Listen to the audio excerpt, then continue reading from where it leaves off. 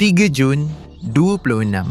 Vladimir Putin sedang bersiap untuk menyambut secara peribadi wakil-wakil perniagaan dan eksekutif peringkat tinggi dari seluruh dunia ke salah satu acara tahunan terpenting Rusia, Forum Ekonomi Antarabangsa Saint Petersburg. Tetapi, sekumpulan kenderaan udara tanpa pemandu Ukraine, UAV, sedang dalam perjalanan untuk menggagalkan acara tersebut.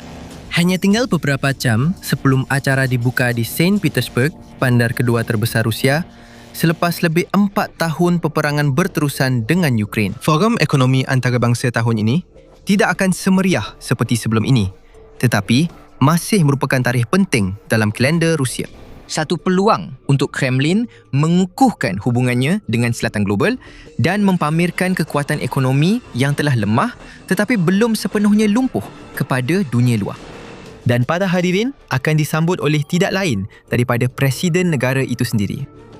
Namun, Vladimir Putin tidak tahu bahawa acara 26 itu akan tercatat dalam sejarah sebagai satu simbol. Bukan sebagai lambang kekuatan dan pengaruh Rusia, tetapi sebagai simbol penghinaan yang amat dahsyat. Lebih 1,000 kilometer jauhnya, di dalam wilayah Ukraine, juruterbang dan kru operasi memantau skrin mereka ketika dron serangan mereka semakin hampir kepada sasaran. Bersedia untuk menghujani api ke atas beberapa infrastruktur ekonomi dan ketenteraan Rusia yang paling penting, Putin menyangka dia selamat di Saint Petersburg. Ia percaya bahawa ia cukup jauh dari barisan hadapan untuk tidak merasai kesan langsung daripada perangnya dengan Ukraine. Dia akan segera mengetahui betapa salahnya dia. Pada peringkat ini, dalam perang Rusia-Ukraine, keadaan telah berubah dengan sangat ketara. Apa yang pada mulanya dianggap sebagai perarakan mudah menuju kemenangan untuk Rusia pada tahun 22 telah dengan pantas berubah menjadi konflik yang berlarutan dan penuh penderitaan. Dengan Kiev terbukti jauh lebih sukar untuk ditundukkan berbanding apa yang pernah dibayangkan oleh Kremlin. Seiring berlalunya tahun, momentum Rusia perlahan-lahan tetapi pasti semakin hilang. Manakala lawannya, yang diperkukuhkan oleh industri pertahanan domestik yang berkembang pesat dan sokongan besar daripada sekutunya di seluruh dunia barat menjadi semakin kuat. Dan pada bulan Mei 26, ia adalah Ukraine, bukan Rusia, yang berada di atas angin. Ia bukan sahaja menyebabkan lebih banyak korban berbanding apa yang Rusia mampu tangani, ia bukan sekadar melambatkan serangan barisan hadapan musuh dan malah menawan semula kawasan-kawasan yang hilang di sepanjang barisan hadapan. Ia juga mengatur satu kempen serangan jarak jauh yang semakin dahsyat dan berjaya ke atas sasaran di seluruh wilayah yang diduduki dan di luarnya. Dengan setiap minggu yang berlalu, semakin banyak laporan muncul mengenai Ukraine meletupkan dan membakar pelbagai aset musuh, termasuk beberapa loji penapisan minyak terbesar Rusia, dipok peluru, pangkalan udara dan pertahanan udara. Dan dengan setiap serangan yang berlaku, rasa paranoia semakin meningkat di dalam Kremlin, malah sampai ke tahap di mana Putin mula menyembunyikan dirinya di dalam bangker bawah tanah, takut akan keselamatannya dan hampir membatalkan perarakan hari kemenangan yang terkenal di dataran merah Moskow. Akhirnya, acara ini tetap diteruskan, walaupun dalam skala yang jauh lebih kecil dengan Presiden Ukraine, Volodymyr Zelensky, secara berseluruh menandatangani dekri palsu dan berjanji tidak akan merosakkan hari istimewa Putin dengan drone dan pelurunya. Tetapi itu tidak bermakna Ukraine akan mengendurkan serangan. Di tempat lain, pasukannya terus memusnahkan infrastruktur, membawa kemarahan penuh peperangan ke tanah air penduduk Rusia dan berikrar untuk meningkatkan kekerapan serta intensiti serangannya. Sehingga satu perjanjian damai yang boleh diterima dicapai pada awal bulan Jun, Putin kelihatan seperti bayang-bayang dirinya yang dahulu dan beliau bertaruh pada Forum Ekonomi Antarabangsa yang dikenali dalam kalangan ahli ekonomi sebagai Davos Rusia untuk mengembalikan sedikit maruah dan harga dirinya akhirnya. Prestij peribadinya menjadi taruhan ketika beliau bersiap sedia untuk menyambut tetamu kehormat asing, jutawan dan delegasi korporat dari tempat seperti Arab Saudi. Ini adalah peluangnya untuk mengembalikan keadaan ke landasan yang betul sekurang-kurangnya pada tahap tertentu. Ia merupakan peluang untuk menyebarkan naratifnya bukan sahaja di jalan-jalan Moskow tetapi juga pada skala antarabangsa untuk menunjukkan bahawa ekonomi perang Rusia tidaklah selemah dan setenat yang didakwa oleh Barat, bahawa sekatan mereka tidak berkesan dan perang berjalan seperti yang dirancang. Bagi Ukraine, ini juga merupakan satu peluang untuk menegaskan kelebihannya, peluang untuk mempamerkan kekuatan tenteranya kepada penonton yang lebih besar dan jauh lebih pelbagai daripada biasa. Jika mereka dapat menyerang St. Petersburg, Pada saat acara ekonomi besar Putin bakal bermula, Kiev boleh menunjukkan kepada seluruh dunia betapa lemahnya Rusia sebenarnya, sekaligus menjejaskan setiap patah perkataan dalam ucapan yang telah disediakan oleh Putin. Dan tiada cara Ukraine akan melepaskan peluang seperti itu. Pasukan dari Perkhidmatan Keselamatan Ukraine, pasukan sistem tanpa pemandu, pasukan operasi khas, Perisikan Pertahanan Ukraine dan Perkhidmatan Pengawal Sempadan Negara Ukraine bergabung tenaga untuk menyediakan satu serangan yang akan menggegarkan seluruh dunia. Satu serangan langsung bukan ke satu, bukan kedua, tetapi ketiga lokasi infrastruktur kritikal Rusia, semuanya dalam tempoh 1 hari sahaja. Pada 3 Jun, ketenangan dan kedamaian langit awal pagi di St. Petersburg dikejutkan oleh bunyi dengungan rendah drone Ukraine. Untuk misi seperti ini, satu misi yang mesti berjaya, Kiev tidak mampu menggunakan apa-apa selain aset terbaik mereka. Walaupun pasukan pertahanan negara itu belum secara rasmi mengesahkan drone dan taktik khusus yang digunakan, bukti daripada serangan serupa menunjukkan bahawa mereka mungkin telah menggunakan drone seperti FP-1s keluaran Firepoint. Dibangunkan oleh sebuah syarikat yang berpangkalan di Kiev, drone-drone ini mempunyai jarak operasi yang luar biasa sehingga 1000 batu. Digabungkan dengan keupayaan membawa kepala peledak seberat antara 130 hingga 260 paun. Drone ini juga dilengkapi dengan antena Starlink yang membolehkan mereka menyerang sasaran dengan ketepatan yang sangat tinggi. Walaupun sasaran tersebut berada pada jarak yang sangat jauh daripada pengendali drone. Drone seperti FP-1 akan diperlukan untuk serangan seperti ini kerana Ukraine menyasarkan sebuah bandar yang terletak kira-kira 680 batu di luar sempadannya sendiri. Drone jarak dekat dan jarak sederhana sememangnya tidak mencukupi. Hanya UAV jarak jauh terbaik sahaja yang mampu melaksanakan rancangan seperti ini. Tetapi, jarak bukanlah satu-satunya halangan yang perlu diatasi oleh perancang tentera Kiev. Terdapat juga ancaman bahawa drone mereka akan dikesan semasa dalam perjalanan ke destinasi mereka ketika melintasi ratusan batu wilayah Rusia. Apa yang diperlukan hanyalah satu radar untuk mengesan mereka dan satu sistem pertahanan udara untuk diaktifkan menjatuhkan kawanan itu sebelum ia sempat menghampiri sasarannya. Tetapi, Ukraine telah mempelajari pelbagai helah untuk berdepan dengan pertahanan Kremlin. Banyak drone mereka direka untuk menghasilkan isyarat yang sangat kecil pada skrin radar, selalunya terbang rendah dekat dengan permukaan tanah, meluncur di atas puncak pokok dan berzigzag. Dan kemudian, untuk memintas dengan mudah sistem pertahanan udara seperti S-400, Ukraine juga semakin bergantung kepada drone umpan yang dikuasakan jet yang selalunya langsung tidak membawa bahan letupan atau hanya membawa kuantiti yang sangat kecil yang direka untuk memenuhi atau membanjiri pertahanan musuh, memberikan terlalu banyak sasaran untuk ditembak sehingga mereka tidak tahu di mana hendak bermula melalui gabungan taktik-taktik ini. Bersama dengan fakta bahawa Ukraine telah pun menumpaskan banyak pertahanan udara dan stesen radar dalam perjalanan ke St. Petersburg. Pada dasarnya, mewujudkan satu koridor di mana UAV mereka boleh bergerak dengan selamat, drone Kiev telah melakukan perjalanan jauh ke bandar yang dahulunya dikenali sebagai Leningrad. Di sana, penduduk tempatan terkejut dari tidur dan bergegas dari katil ke tingkap mereka, mencapai telefon mereka dan merakam suasana itu. Ketika UAV Ukraine memasuki ruang udara bandar itu dan terus meluncur ke arah sasaran mereka, bateri pertahanan udara automatik mula beroperasi apabila kru Rusia berusaha sedaya upaya untuk menghalang perkara yang tidak dapat dielakkan, tetapi semuanya sudah terlambat. Bergerak pada kelajuan maksimum dan dengan sasaran yang telah dikunci, drone serangan itu menghentam bangunan dan struktur terminal minyak JSC Petersburg dengan ketepatan pembedahan, salah satu kemudahan minyak terbesar di seluruh rantau Baltik. Meliputi kawasan lebih daripada 90 ekar dan mempunyai 21 tangki simpanan untuk produk minyak ringan dan berat, terminal ini mempunyai kapasiti pengendalian tahunan sebanyak 12.5 juta tan. Ia terletak di tengah-tengah pelabuhan besar St. Petersburg, menghantar dan mengedarkan minyak serta produk petroleum melalui rel, sungai, jalan raya dan laut. Ia adalah salah satu nod paling penting dalam ekonomi minyak Kremlin yang luas dan ia bakal terbakar. Sementara Gabenor Tempatan Rusia, Alexander Drozdenko, akan mendakwa bahawa pertahanan udara Rusia berjaya menembak jatuh 50 UAV musuh. Video dan imej dari kawasan itu memberikan gambaran yang sangat berbeza. Drone demi drone mengenai sasarannya, dengan setiap hentaman mencetuskan letupan besar yang menggegarkan asas pelabuhan dan boleh didengari dari jauh. Kebakaran besar berlaku dengan tiang asap hitam tebal yang menyesakkan, memenuhi langit dan menutupi cahaya matahari pagi. Penduduk yang panik bergegas ke dalam talian untuk menyebarkan berita, sementara pegawai-pegawai dengan tergesa-gesa membatalkan penerbangan di lapangan terbang Polkovo yang berdekatan. Dan jika Putin fikir dia sudah melihat yang terburuk, dia benar-benar silap. Serangan ini baru sahaja bermula. Pada masa yang sama, drone-drone sedang menyerang terminal minyak St. Petersburg.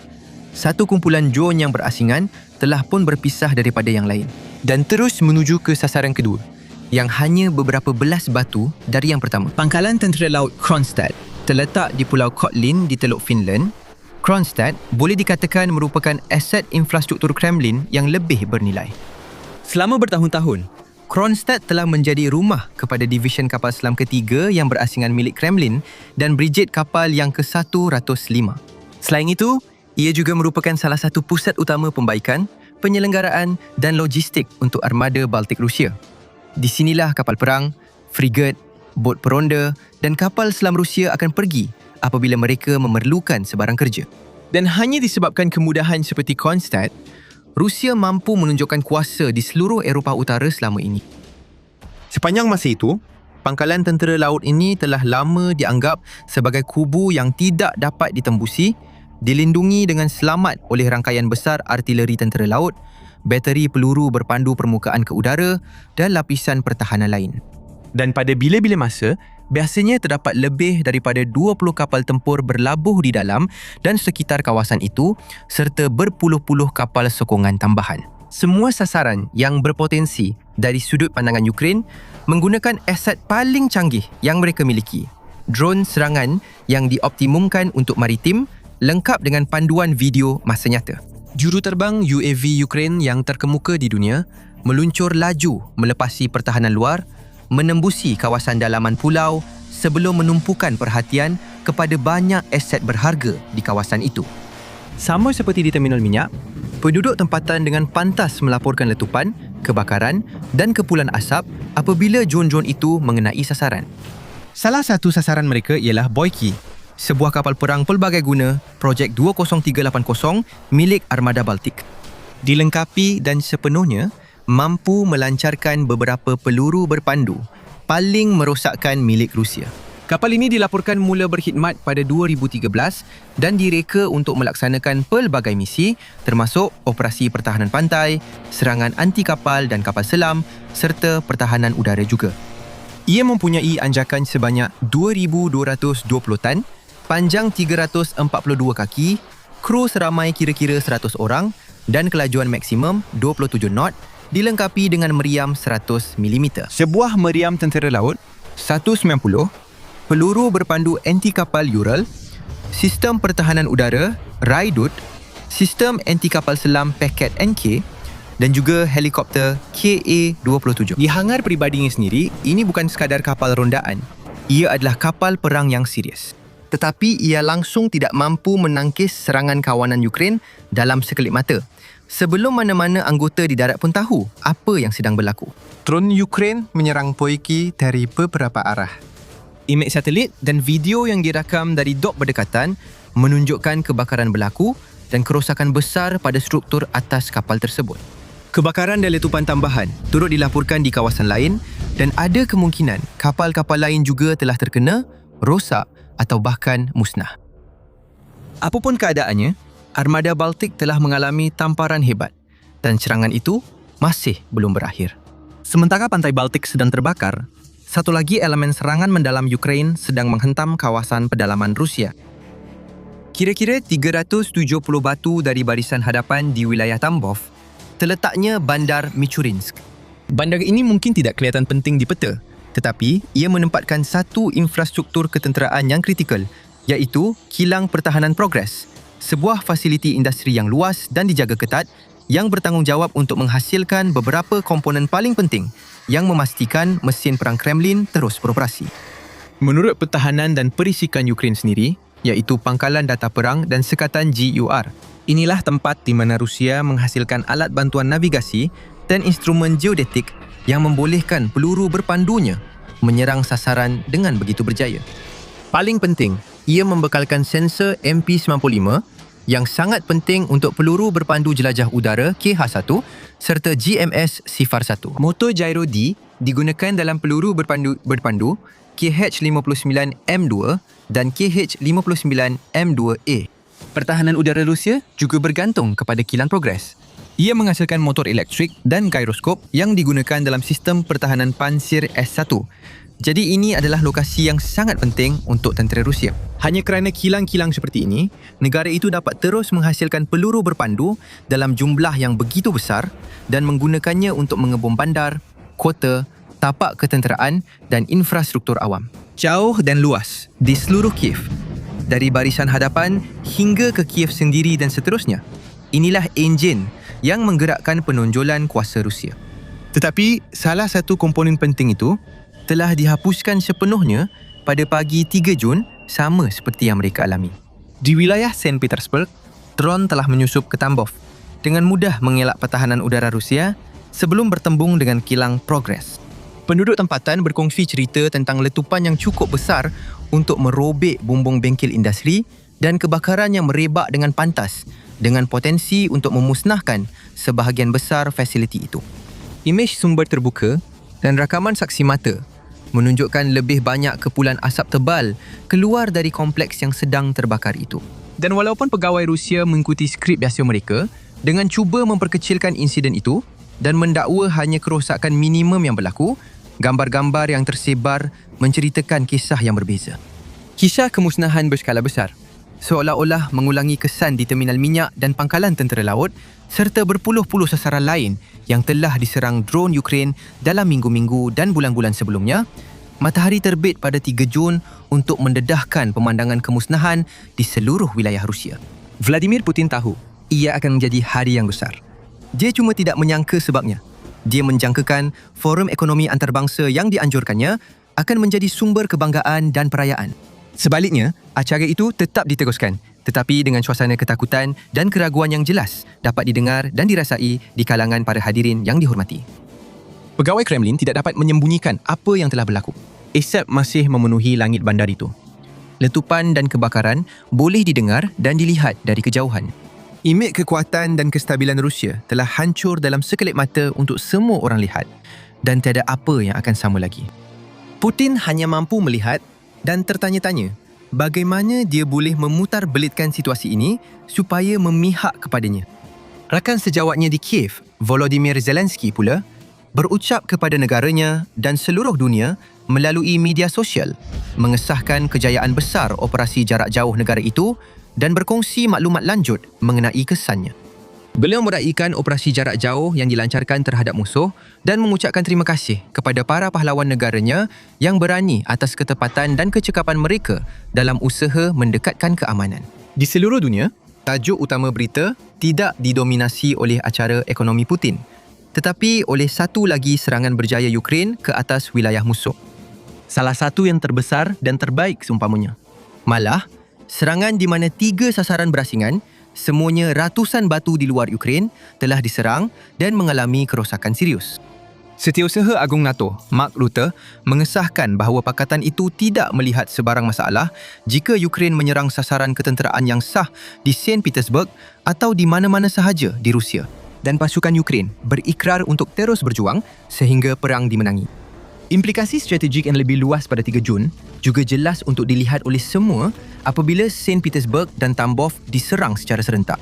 Ukraine telah membuktikan secara muktamad bahawa mereka memiliki semua teknologi yang diperlukan, rangkaian disikan dan ketegasan taktikal untuk melancarkan serangan tepat di mana sahaja yang mereka mahu. Bukan sahaja di wilayah yang diduduki, tetapi juga jauh ke dalam Rusia.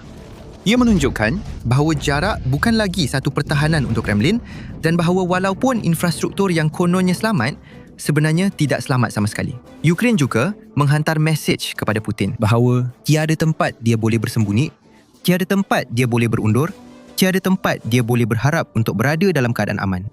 Dan ini bukan kali pertama Ukraine berjaya melakukan serangan berani jauh di dalam wilayah Rusia. Untuk melihat bagaimana Ukraine berjaya memusnahkan pesawat nuklear bernilai jutaan dolar hanya dengan drone tanpa pemandu bernilai ribuan dolar, klik video di skrin anda sekarang. Dan kita jumpa anda di medan perang seterusnya.